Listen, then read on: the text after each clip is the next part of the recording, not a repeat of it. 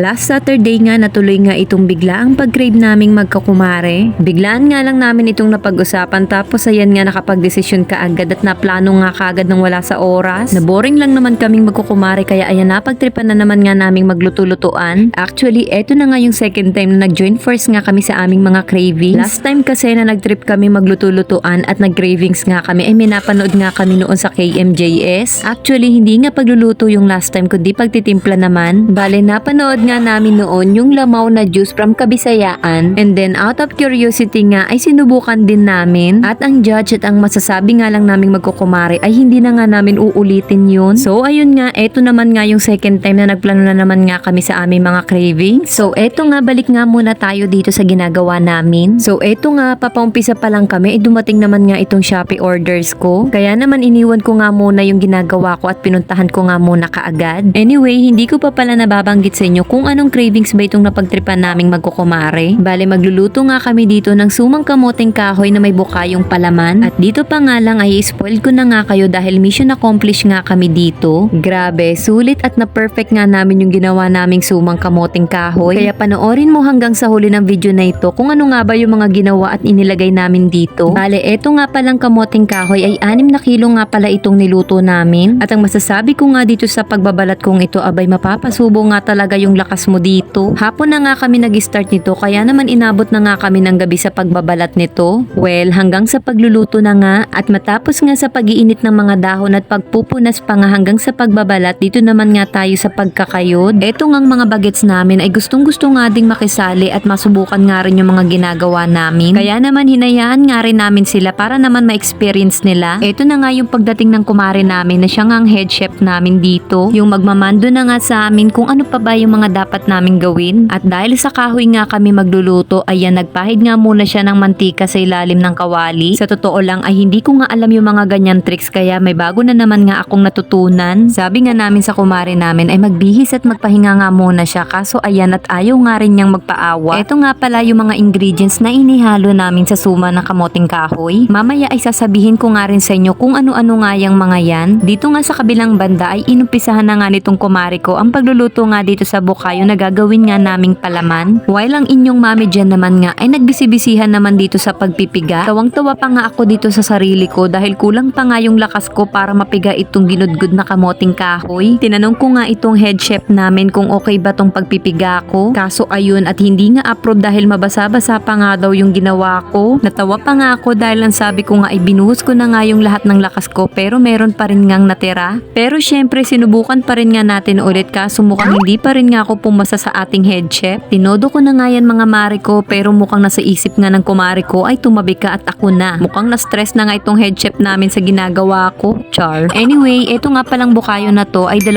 buko at niluto nga siya sa sabaw niya at nilagyan nga ng kalahating asukal. Sa puntong ito, eto na nga 2 kumare ko yan nagpiga at nagbuhaghag nga ng kamoting kahoy. Habang ako naman, eto na nga lang nga yung ginawa ko yung pagpipiga nitong gata. Bale, yung kamoting kahoy nga pala kaninang ginadgad ay after nun ay pipigaan nga pala yun at bubuhaghagin na parang ganito. Pagkatapos naman ngang mabuhaghag, eto nga at titimplahan naman. Bale, yung asukal palang nagamit namin dito sa 6 na kilong kamoting kahoy ay 1 kilot kalahati. Pagkatapos naman ay nilagyan nga rin ito ng 1 latang gatas na iba. Sunod naman ay ilalagay na nga namin dito yung gata na pinipiga ko kanina. Bale, 1 nyug lang pala yung ginamit namin dito. Pagkatapos naman sa gata ay 1 lata naman ng kondensada ang inihalo namin. Oh, yan nga lalo yung isa sa mga nagpasarap nga nitong sumang kamoting kahoy. Anyway, matapos na nga nating imekos-mekos lahat yan, dito na nga tayo sa pagbabalot. Yung bukayo nga na niluto kanina, yan nga yung ginawang palaman sa gitna nitong kamoting kahoy. Pagkatapos nga mabalot lahat ay inayos nga lang namin yung pagkakatali dahil medyo maluwag nga yung pagkakatali nitong aming bagets. Matapos na nga maisalansan yung mga suman ay isinalang na nga namin ito sa kahoy. Bale sa 6 na kilo ngang kamoting kahoy ay nakapuno nga kami ng 1 kalderong malaki at 1 kalderong maliit. Dinalawang salang na nga yan ng Maricoy dahil hating gabi na nga din at para mapabilis na nga rin yung pagluto. Eto ngang Harvey ko alam kong inaantok na nga siya pero ayaw pa rin matulog dahil ako pa rin nga ang hinihintay niya. Anyway, ang tagal na nga namin itong pinakukuluan kaya kumuha na nga kami dito ng 1 tali para ma-check nga namin kung luto na nga ba ito. At yun nga sa wakas ay naluto nga rin itong aming suman. At kinabukasan nga ang sarap ng gising ko dahil excited na nga ako matikman itong suman na ginawa namin. Napuyat man kami at napagod dito sa suman na ito pero masasabi kong worth it trip naman itong pagkakaluto namin. Mabuti na lang talaga at nag-success nga itong aming luto-luto ang magkukumare. O siya, hanggang dito na lang. Hanggang sa susunod ulit naming cravings. Bye!